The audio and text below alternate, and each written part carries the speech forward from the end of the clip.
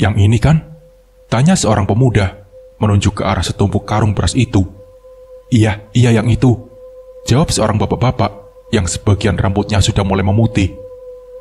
Nopen segera mengangkat satu persatu karung-karung beras tersebut, berharap pekerjaannya itu bisa segera selesai, agar ia bisa cepat mendapatkannya upah.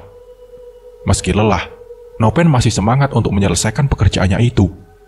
Dan setelah selesai, ia pun menerima upah serta pujian dari si bapak yang sudah menggunakan jasanya tersebut. Jarang anak muda seperti kamu ini mau bekerja keras seperti ini. Nopen tersenyum mendengar ucapan si bapak.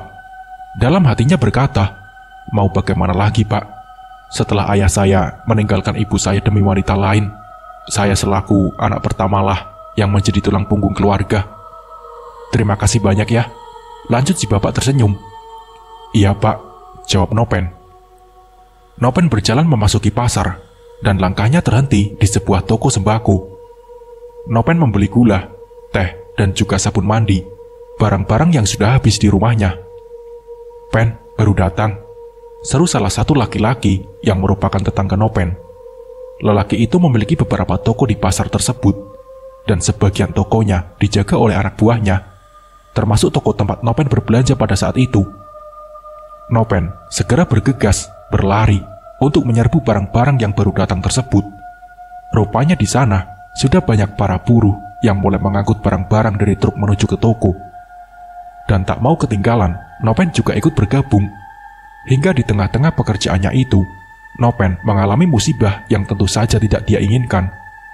Nopen terjatuh saat menuruni gundukan tanah berbatu yang digunakan sebagai penutup lubang di tengah jalan. Beras yang ia bawa berserakan di tanah. Teman-teman sesama buruh di sana lantas membantu Nopen. Namun ternyata kakinya cedera akibat jatuh tadi. Ia tak bisa berdiri. Saya minta maaf pak, tolong jangan potong upah teman-teman saya. Ini murni kesalahan saya pak, ucap Nopen memelas. Memang peraturan di sana, jika ada salah satu buruh yang tidak sengaja merusak barang, maka semua buruh akan dipotong upahnya. Kamu tidak apa-apa kan? Tanya si pemilik toko. Tidak apa-apa pak, jawab Nopen. Syukurlah kalau tidak kenapa-napa. Yang aku khawatirkan bukan masalah barangnya, tapi masalah keselamatanmu. Kamu tidak usah khawatir masalah upah. Walaupun peraturan di sini begitu, tapi aku tidak akan memotong upah kalian. Barang yang rusak anggaplah bukan rezekiku. Nopen, dulu aku pun pernah berada di posisimu, ujar si pemilik toko. Kita sebut saja namanya Pak Wildan. Nopen menghela napas lega. Kamu pulang saja Pen, istirahat. Ini upahmu ya. Dan sekalian untuk berobat kakimu, ujar Pak Wildan, seraya memberikan uang pada Nopen. Terima kasih banyak ya pak, terima kasih, ucap Nopen. Pen, apa tidak sebaiknya kamu cari kerja di tempat lain nak? Jadi buruh itu terlalu beresiko untukmu. Itu untung kamu mengangkut barang si Wildan. Coba kalau yang lain, pasti kamu sudah dimarahi, ujar ibunya. Sembari menempelkan daun obat yang baru didedah di api pada kaki Nopen yang bengkak. Pelan-pelan mah, sakit, ringis Nopen. Tiba-tiba ibunya menangis. Maafkan ibu ini Pen, andai kaki ibu tidak begini, mungkin sekarang kamu bisa melanjutkan sekolahmu, isak ibunya. Bu, jangan berbicara seperti itu. Nopen ikhlas membantu ibu bekerja, ucap Nopen ikut sedih melihat ibunya yang menangis. Bu, setelah kaki Nopen sembuh, Nopen ingin mencari pekerjaan di tempat lain ya, ucap Nopen. Dimanapun kamu bekerja, ibu akan selalu mendoakanmu Pen, ucap ibunya. Sudah bu, jangan sedih. Oh ya, hari ini Nopen ingin makan sambal ikan asin bu, ucap Nopen. Ibunya tampak menyapu air matanya, dan lalu tersenyum menatap Nopen. Baiklah, ibu akan membeli ikan nasi dulu ya di warung, ujar ibunya. Kamu mau kue? Tanya ibunya pada Nopen. Terserah ibu aja, jawab Nopen tersenyum pada ibunya. Sang ibu beranjak dari duduknya. Ia berjalan dengan menyeret kaki kirinya menuju ke arah pintu rumah. Nopen menatapnya dengan tatapan sedih. Maafkan Nopen bu, Nopen belum bisa membahagiakan ibu, ucapnya sedih. Aroma wangi masakan ibunya membuat Nopen menelan ludah. Meskipun mereka makan hanya dengan sambal ikan asin, tapi keduanya terlihat sangat lahap menikmati hidangan sederhana itu. Hari-hari telah berlalu, keadaan kaki Nopen pun sudah jauh lebih baik. "Bu, Nopen pamit ya," ucap Nopen sembari mencium tangan sang ibu. "Semoga kamu mendapatkan kerjaan yang bagus, nak, dan upah yang cocok. Hati-hati di jalan ya," ucap ibunya. Nopen pun mengangguk. Ia tersenyum menatap sang ibu. Nopen berjalan ke arah pasar untuk menunggu taksi yang akan membawanya ke kecamatan. Singkat cerita, setelah 20 menitan, akhirnya Nopen sampai di kecamatan. Ia berdiri menatap bangunan pasar besar yang berada di sana. "Semoga di salah satu toko di pasar ini ada orang yang mencari karyawan," batinnya. Nopen memasuki area pasar dan bertanya pada satu persatu orang-orang di toko-toko tersebut. Namun belum juga ia temukan toko yang memerlukan karyawan. Karena lelah, akhirnya Nopen pun duduk di salah satu warung dan memesan es teh di sana. Sambil menunggu es tehnya, Nopen mendengarkan perbincangan pelanggan lain di warung tersebut yang mengatakan bahwa ada salah satu keluarga yang mencari tukang bantu-bantu di rumah mereka. Tapi keluarga itu hanya mencari anak-anak muda saja. "Kau tahu dari mana kalau mereka hanya mencari anak muda saja?" tanya pelanggan lain. "Kemarin aku ke sana, niatnya untuk melamar pekerjaan. Tapi rupanya yang mereka cari hanya anak-anak muda saja. Alasannya biar lebih mudah dan tangkas dalam mengerjakan apapun. Karena katanya kalau yang berumuran seperti kita ini, kerjaannya lamban dan banyak sakit-sakitan," ucap Nopen. "Wah, berumur? Kita kan baru 35-an. Jawabnya. "Ya itulah, namanya juga uang di tangan mereka. Suka-suka mereka lah mencari pembantu yang seperti apa," ucap pelanggan yang lain. Perbincangan itu diakhiri gelak tawa keduanya. Nopen tersenyum. Ia merasa bahwa ada harapan jika ia mendatangi alamat keluarga itu. Besar kemungkinan dia akan diterima bekerja di sana. Setelah membayar es tehnya, Nopen pun langsung menaiki ojek untuk menuju ke alamat rumah yang sebelumnya ia dengar dari cerita kedua orang tadi. Sesampainya di depan rumah itu, Nopen sedikit terperangah. Sebab rumah itu besar dan memiliki halaman yang sangat luas. Sudah pasti pemiliknya orang kaya, pikir Nopen. Di depan pagarnya memang terdapat secari kertas bertuliskan ada lowongan pekerjaan. Tapi tidak ditulis lowongan seperti apa yang ada di sana. Daripada berlama-lama berdiri di sana, Nopen akhirnya memberanikan diri untuk bertanya pada salah satu satpam yang ada di situ. Nopen dibukakan pintu pagar dan langsung diantarkan masuk ke dalam rumah. Nopen berdiri saja, ia tak berani duduk di sofa tersebut. Tidak berapa lama, muncul seorang perempuan berusia 30 tahunan. Perempuan itu tersenyum ramah pada Nopen. "Duduk," ucapnya. "Namamu siapa?" tanya perempuan itu. "Namaku Nopen, Bu," jawab Nopen. "Oh, kamu mau melamar kerja?" tanya perempuan itu lagi. "Iya, Bu, benar," jawab Nopen. "Baiklah, boleh aku bertanya sedikit tentang kehidupanmu?" tanya perempuan itu lagi. Nopen mengangguk. "Kau punya pacar atau mungkin istri?" tanya perempuan itu. Nopen mengerutkan alisnya. Meskipun terdengar aneh, namun Nopen tetap menjawab pertanyaan itu. "Belum, Bu. Saya tidak punya pacar apalagi istri. Saya putus sekolah beberapa tahun lalu karena tidak ada biaya. Keinginan saya sebelum saya berpacaran atau beristri, terlebih dulu saya ingin membahagiakan ibu saya," ucap Nopen. "Oh iya, bagus," ujar perempuan itu, terdengar puas dengan jawaban Nopen. "Kamu diterima kerja di sini, tapi semisal kamu dipindahkan ke tempat lain, apa kamu siap?" tanya perempuan itu lagi. "Iya, Bu, siap," jawab Nopen. "Bagus. Kalau begitu, besok bawa barang-barangmu kemari. Kalau kerja di sini tidak boleh pulang pergi, jadi harus menginap ya," ucap perempuan itu. "Iya, Bu, baik," ucap Nopen. "Satu lagi, ini tentang gaji. Gaji pertama akan diberikan di awal, lalu gaji kedua dan seterusnya akan diberikan setiap tanggal 5, ucap perempuan itu. "Iya, Bu, siap," ucap Nopen yang tidak bisa menyembunyikan rasa senangnya. "Tapi sebagai jaminan, kau tidak kabur, bisa kau tinggalkan tulisan tanganmu di sini," ucapnya. Nopen pun mengangguk dan menurut saja. Dalam pikirannya, mungkin dengan tulisan itu, mereka akan bisa melacak siapa pemiliknya. Karena Nopen pernah menonton film yang seperti itu, cuma ia lupa judulnya. Setelah menerima amplop berisi uang gaji pertamanya itu, Nopen berjalan pulang. Ia singgah di toko sembako dan membeli berbagai macam kebutuhan ibunya. Ia juga membeli makan enak untuk dirinya dan juga sang ibu. "Ya Allah, dapat uang dari mana kamu membeli ini semua, Pen?" tanya ibunya saat Nopen sudah sampai di rumah. "Aku sudah mendapatkan pekerjaan, Bu, dan ini aku beli dengan menggunakan uang gajiku, gaji pertamaku yang mereka bayarkan di awal," jawab Nopen. "Baik sekali bosmu itu, Pen," ucap ibunya. "Iya, Bu, bosku memang baik sekali. Nah, dan ini sisa uangnya," ucap Nopen. "Ah, banyak sekali ini, Pen," ujar ibunya.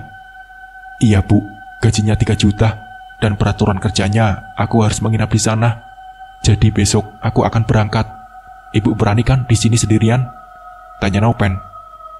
"Jangan khawatirkan ibu, Pen. Ibu baik-baik saja di sini sendirian. Nanti kalau kamu sudah di sana, jangan lupa sholat dan jangan telat makan, biar gak sakit," ucap ibunya. Nopen pun tersenyum dan mengangguk. Keesokan harinya, setelah melewati perpisahan sementara yang mengharukan itu, Nopen berjalan mencari taksi. Dan singkatnya, setelah sampai di rumah bosnya itu, Nopen langsung disambut baik oleh para satpam yang berjaga. "Kemarin aku sampai lupa memperkenalkan diri padamu. Jadi sekarang aku ingin memperkenalkan diriku, dan kamu boleh memanggilku Busana." "Iya, Bu," jawab Nopen, yang mengikuti langkah perempuan itu di belakang. "Nopen, hari ini aku akan menjelaskan tentang pekerjaanmu. Jadi kamu itu akan ditempatkan di tempat lain. Tugasmu hanya untuk menjaga ayahku saja," ucapnya. "Ayahnya ibu?" tanya Nopen. "Iya, ayahku sakit, dan sakitnya itu tidak biasa, Pen. Kata orang, beliau terkena santet. Setiap detik hidupnya sangat berharga.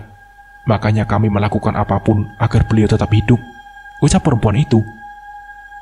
Nopen yang sangat menyayangi ibunya itu, jadi ikut terbawa perasaan mendengar cerita Busana.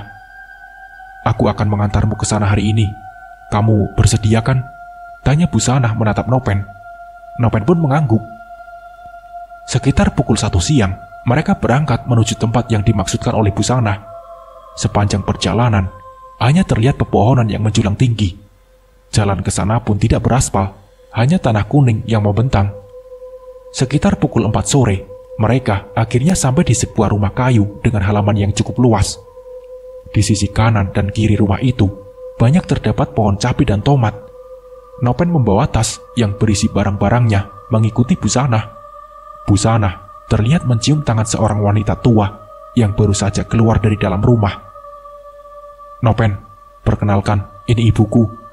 Beliau yang akan menjelaskan semua tugasmu selama di sini," ujar Busana tersenyum. Berbeda dengan Busana yang sangat ramah dan baik itu, wanita setengah baya yang merupakan ibu dari Busana tersebut terlihat dingin dan acuh padanya. Nopen diantarkan masuk ke dalam rumah dan diberikan sebuah kamar untuk ditempatkan tidur selama bekerja di sana. Saat Nopen membuka jendela kamar itu, terlihat Busana dan ibunya sedang berbincang. Wajah keduanya terlihat cukup serius. Namun sayang, Nopen tidak bisa mendengar apa isi obrolan serius bosnya tersebut. Nopen merebahkan tubuhnya di atas kasur tipis itu. Ia merasakan punggungnya terasa sakit setelah berjam-jam duduk di dalam mobil. Saat akan terlelap, tiba-tiba Nopen mendengar suara erangan dari sebelah kamarnya. Bergegas, ia duduk dan mencoba mendengarkan suara itu lebih seksama. Suara deru mesin kendaraan yang meninggalkan halaman rumah itu terdengar. Saat Nopen berdiri dan menatap jendela, terlihat mobil Busana sudah pergi dari sana. Suara ketukan di pintu kamar itu membuat Nopen terkejut. "Sudah selesai menyusun barang-barangmu?" tanya wanita parubaya itu. "Sudah, Bu," jawab Nopen. "Kalau begitu, mari ikut saya," ucap wanita itu. Nopen menurut saja tanpa bertanya apapun. Hening, hanya suara langkah kaki mereka yang beradu dengan lantai papan yang berderit kala diinjak. Hanya itu yang terdengar. Wanita parubaya tersebut mengeluarkan kunci dari genggamannya dan kemudian membuka gembok-gembok yang terpasang di pintu kamar itu. Entah kamar apa, Nopen pun tak mengetahuinya. Dan saat pintu terbuka, Aroma busuk menyengat tercium. Otomatis, Nopen langsung menutup hidungnya dengan tangan. Ruangan itu gelap. Tak ada satupun cahaya yang masuk. Sebelum kau masuk, oleskan ini di seluruh tubuhmu. Dan pakai kain hitam ini, ujar wanita parubaya yang kita sebut saja namanya Bu Wati. Lagi-lagi, Nopen hanya menurut saja dengan apa yang diperintahkan oleh Bu Wati. Saat mereka sudah masuk ke dalam ruangan tersebut, barulah sebuah lampu pelita dinyalakan oleh Bu Wati. Dengan kondisi penerangan yang remang-remang itu, Nopen melihat sosok tubuh terbujur di depan bambu yang beralaskan daun pisang. Bu In, ini adalah suami saya, potong Bu Wati sebelum sempat Nopen menyelesaikan ucapannya. Jadi apa yang harus aku lakukan, Bu? Tanya Nopen. Kamu tidak perlu bertanya, karena aku sudah pasti akan memberitahumu, ucap Bu Wati. Nopen merasa kikuk dengan jawaban itu. Ia kemudian diam, menahan diri untuk tidak bertanya lagi. Setiap sore sebelum patiling berbunyi, kau sudah harus menggantikan daun pisang yang digunakan sebagai alas suamiku ini. Setelah selesai, balurkan ramuan ini pada mata, luka di sekujur tubuhnya. Dan ingat, kau harus sudah menyelesaikan tugasmu sebelum suara patiling terdengar. Karena jika suara patiling sudah terdengar, maka orang-orang itu mulai mengirimkan santet pada suamiku. Keadaan suamiku akan semakin parah dan bisa saja dia mati. Satu lagi, jangan sekali-kali menghidupkan lampu pelita lebih dari satu. Jangan sesekali melepaskan kain hitam yang mengelilingi ruangan ini. Dan jangan lupa, lakukan seperti apa yang tadi kusuruh saat kau akan masuk ke ruangan ini, ujar Bu Wati. Nopen pun mengangguk. Ia tak berani bertanya apapun lagi. Kau paham? Atau mungkin ada yang ingin kau tanyakan? Tanya Bu Wati. Maaf Bu, kalau saya lancang. Tapi suami ibu ini terkena jenis santet seperti apa, Bu? Tanya Nopen. Bu Wati menghela nafas panjang. Kurasa tak ada lagi yang ingin kau tanyakan. Jadi mulailah lakukan tugasmu, seperti yang kuajarkan tadi, ujar Bu Wati menutup pembicaraan. Nopen mulai melakukan tugasnya, meski badan lelaki tua itu yang terbaring mengeluarkan bau yang membuat mual. Namun karena pekerjaan, Nopen harus menahannya. Dia bersikap seolah tak mencium apa-apa. Perlahan-lahan, Nopen mengganti alas dari daun pisang itu. Dan setelah selesai, barulah ia membalurkan ramuan yang entah terbuat dari apa ke tubuh si lelaki tua itu. Bau ramuan itu wangi dan mampu menutup bau busuk yang ada di ruangan tersebut. Cepatlah, sebentar lagi patiling akan berbunyi. Bawa keluar daun pisang itu dan kuburkan di halaman belakang, perintah Bu Wati. Nopen bergegas melakukan tugasnya. Lalu mereka keluar dari ruangan tersebut.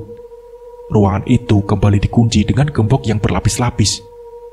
Nopen berjalan ke halaman belakang, sembari membawa cangkul yang tadi tergeletak di dekat pintu rumah. Sebelum mengubur daun pisang itu, Nopen yang penasaran lantas kembali membuka daun-daun pisang tersebut. Dan ia sangat terkejut saat melihat darah, nanah, dan daging yang menempel di daun pisang. Nopen tak kuasa menahan perutnya yang terasa sangat mual itu. Pantas saja terdengar bunyi-bunyi saat aku menarik daun pisang itu tadi. Ternyata dagingnya pun ikut terkelupas. Batin Nopen bergidik. Malam harinya, Nopen disuruh makan oleh Bu Wati.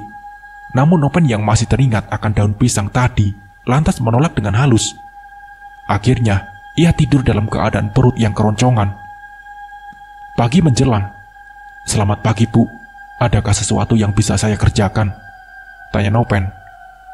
Tidak ada. Kau boleh melakukan apapun yang kau mau. Tapi ingat, tugasmu sore nanti. Jangan sampai telat, ujar Bu Wati. Iya, Bu. Baik, jawab Nopen. Nopen masih belum bisa makan, meski perutnya sudah terasa sangat lapar.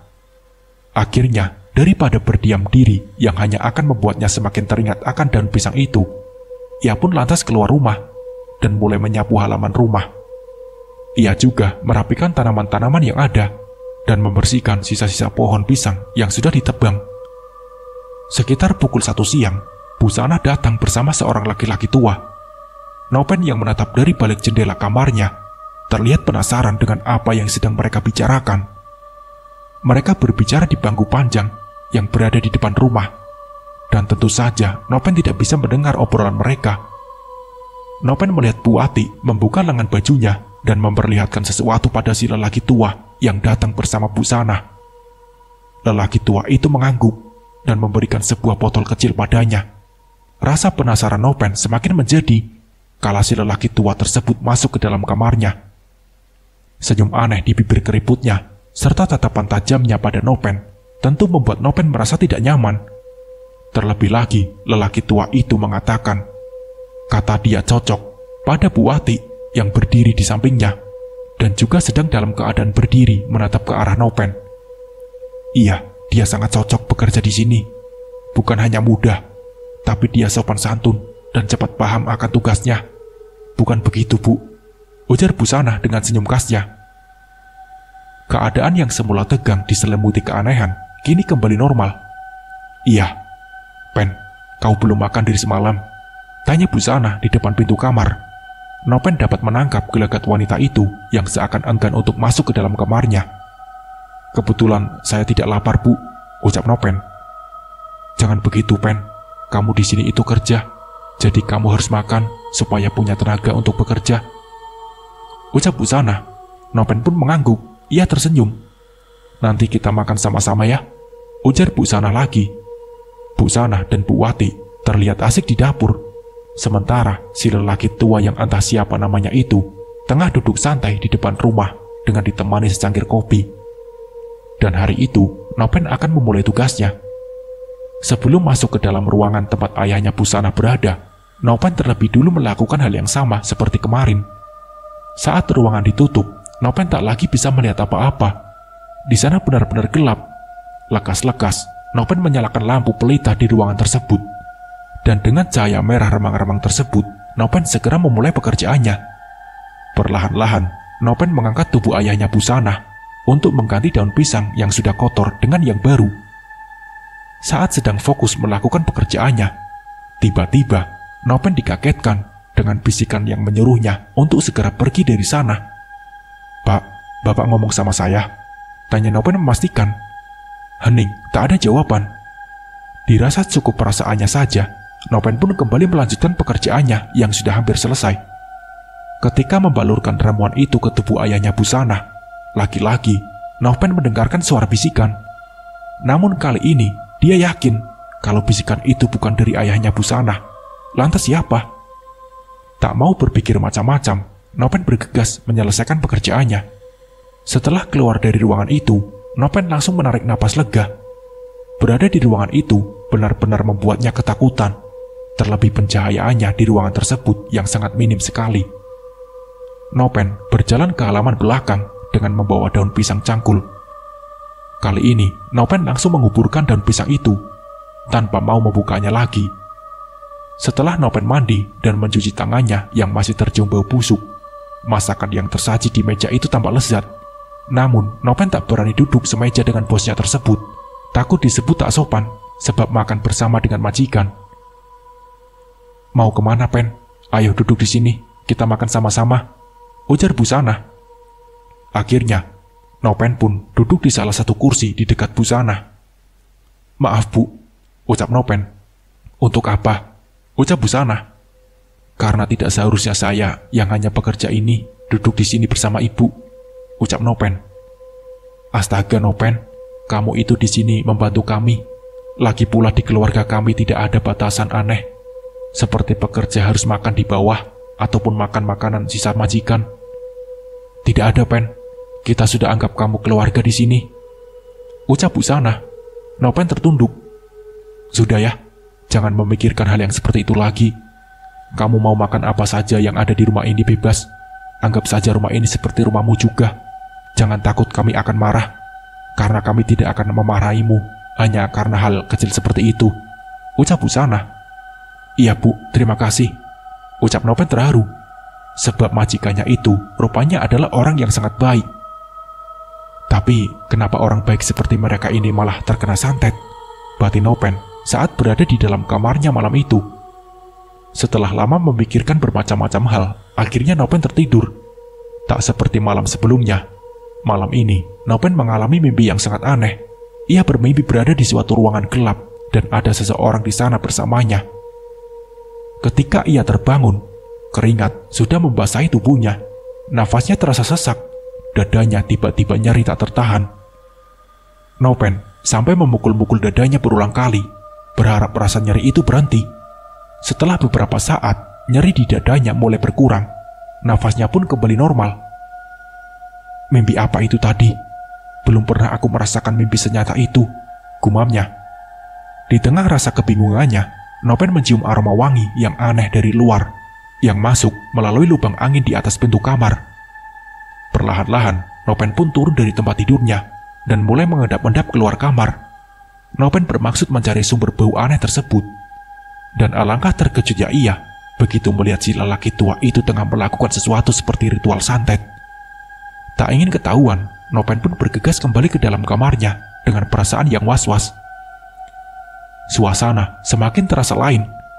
Angin dingin yang bercampur aroma aneh menyeruak masuk ke rongga hidungnya membuat Nopen bergidik ngeri. Keesokan paginya, saat Nopen terbangun, ia melihat Bu Wati, Bu Sanah, dan lelaki tua itu tengah duduk mengobrol sambil sesekali tertawa. Aneh, pikir Nopen. Nopen yang berniat mandi bergegas mengambil handuknya. Saat ia berada di kamar mandi, Nopen sedikit kaget dengan bintik-bintik merah kecil yang ada di bagian perut hingga pinggangnya. Ah, mungkin alergiku kambuh lagi, ujar Nopen. Nopen yang sedang mempersiapkan diri untuk melakukan pekerjaannya itu dihampiri oleh Bu Sanah. Terima kasih ya, Pen, ucapnya sambil tersenyum. Nopen pun mengangguk.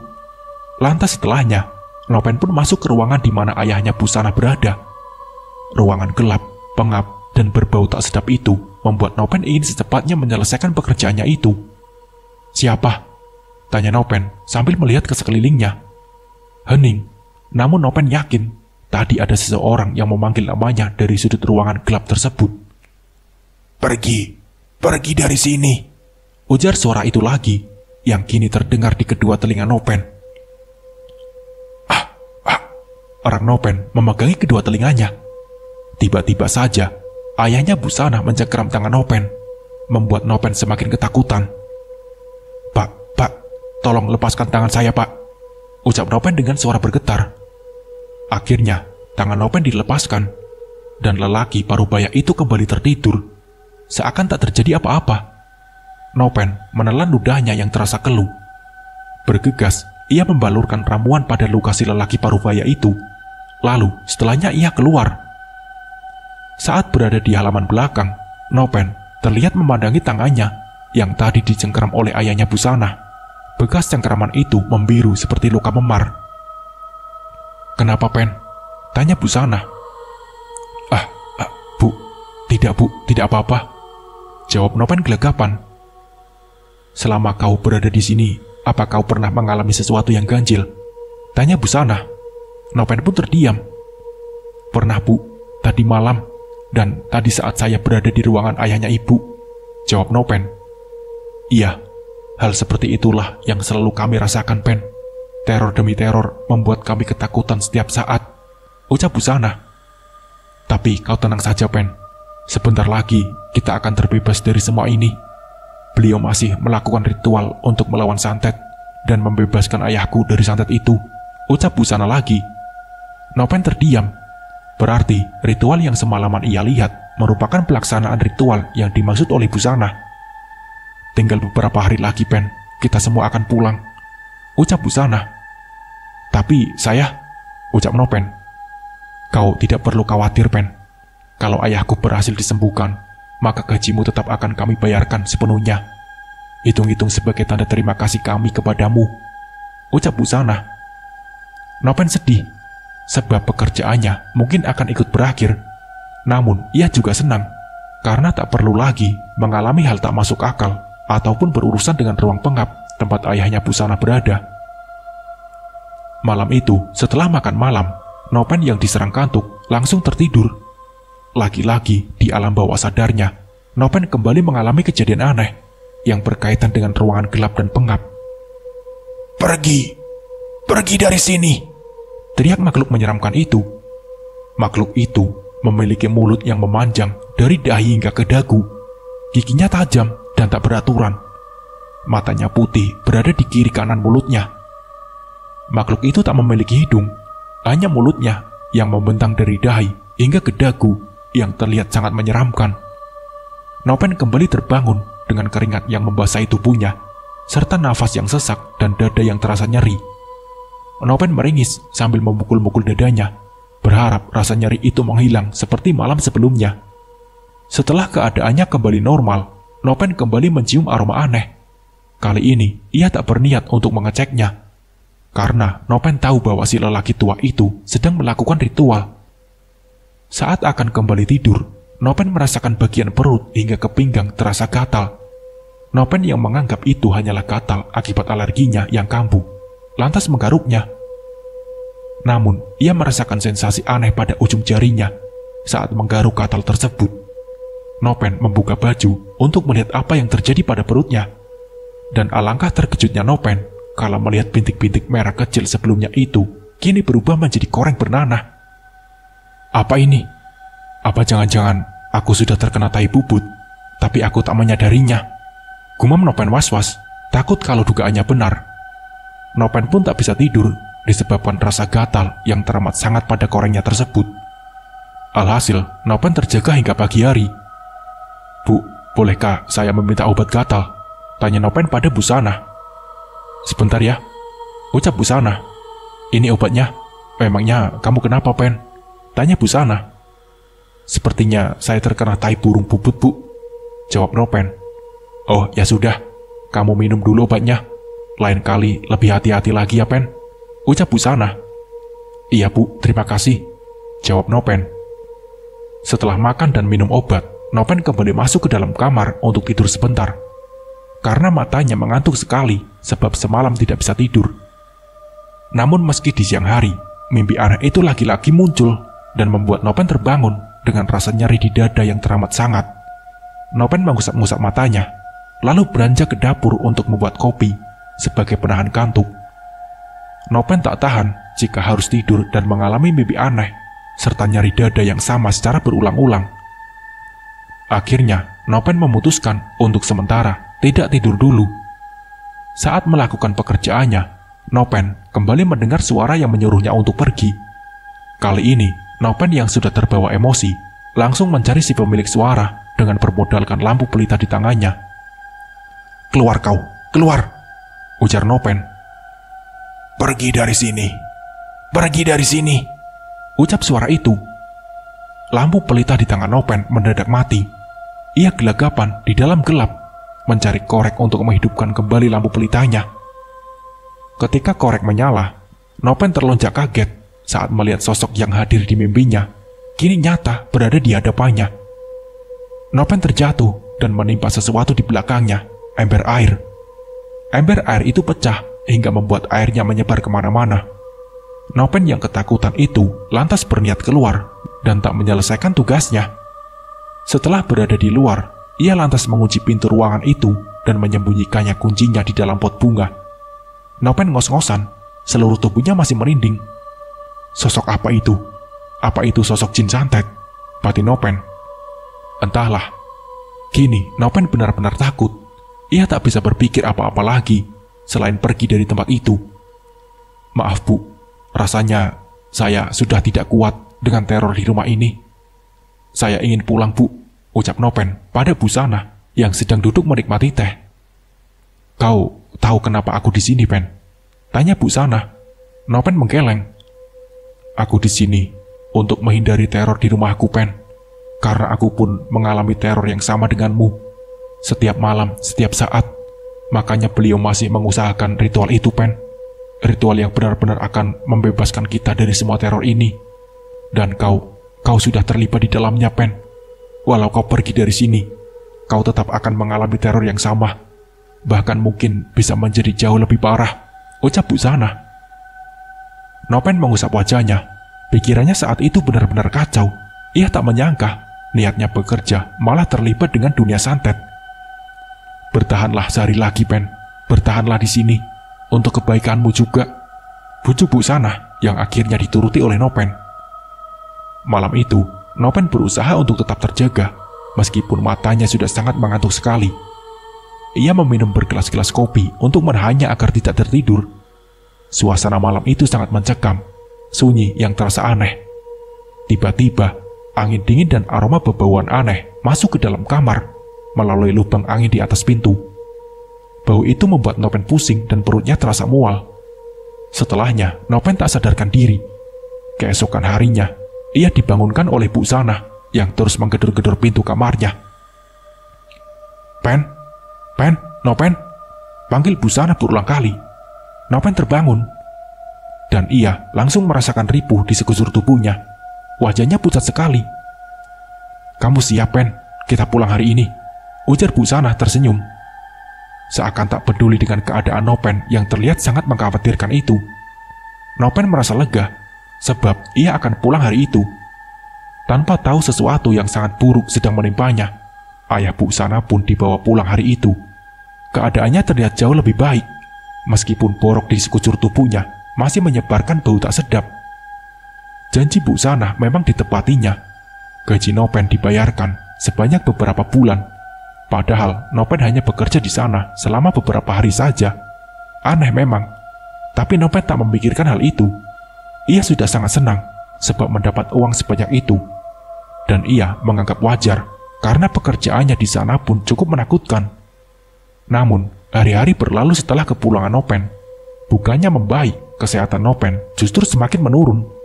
Setiap malam, ia mimpi aneh, dan ia selalu mendapatkan teror tak kasat mata. Akhirnya, setelah Nopen menceritakan semuanya pada ibunya, ibunya pun memanggil seseorang yang kita sebut saja, namanya Bang Amir. Bang Amir ini dikenal pandai mengobati penyakit non-medis di kampungnya. Saat Bang Amir siap melihat keadaan Nopen, ia terlihat sedih. Anak ibu ini dijadikan sebagai wadah pengganti bagi seseorang yang terkena santet. Bahkan kasarnya, anak ibu ini dijadikan tumbal, ucap Bang Amir. Orang yang bisa seperti ini adalah orang dengan ilmu tingkat tinggi. Kalau aku tidak bisa melakukan hal seperti itu, ucap Bang Amir. Ya Allah, lalu sekarang bagaimana cara menyembuhkan Nopen? Tanya ibunya Nopen dengan suara bergetar. Bang Amir menggeleng.